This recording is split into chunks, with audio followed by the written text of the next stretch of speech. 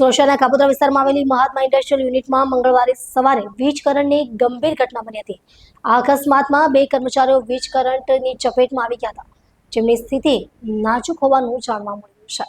પ્રાપ્ત માહિતી મુજબ કારખાનામાં કામકાજ દરમિયાન અચાનક ઉચ્ચ વોલ્ટેજનો કરંટ આવી જતા બંને કર્મચારીઓ તેની ચપેટમાં આવી ગયા હતા। કરંટ એટલો તીવ્ર હતો કે તેના કારણે કારખાનાની લાદી પણ ઉખડી ગઈ, જે ઘટનાની ભીષણતા દર્શાવે છે। અકસ્માત બાદ તાત્કાલિક સ્થાનિક લોકો અને 7 કર્મચારીઓ દ્વારા બંને ઘાયલોને સારવાર અર્થે નજીકની સિવિલ હોસ્પિટલમાં ખસેડવામાં આવ્યા હતા। હોસ્પિટલ સૂત્રો અનુસાર બંનેની હાલત ગંભીર અને સઘન સારવાર ચાલુ છે। ઘટનાની જાણ થતાં જ દક્ષિણ ગુજરાત વીજ કંપનીની ટેકનિકલ ટીમ ઘટના સ્થળે પહોંચી ગઈ હતી। ટીમે તપાસ હાથ ધરી છે અને વીજ લાઇનમાં ટેકનિકલ ખામી કે શોર્ટ સર્કિટનું કારણ શું હતું તે આગામી તપાસ બાદ જાણવા મળશે।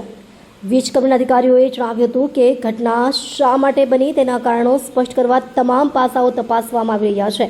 આ ઘટનાને પગલે કાપોદ્રા વિસ્તારમાં થોડીવાર માટે ઔદ્યોગિક એકમોમાં ઉતાવળનો માહોલ સર્જાયો હતો। જોકે ડીજીવીએસએલની ટીમ દ્વારા તાત્કાલિક પગલાં લેવાતા વિસ્તારમાં પાવર સપ્લાય સામાન્ય કરી દેવાયો છે। પોલીસે પણ બનાવની નોંધ લઈને આગળની કાર્યવાહી શરૂ કરી દીધી છે। વધુ વિગતો આવતાની સાથે જાહેર કરવામાં આવશે।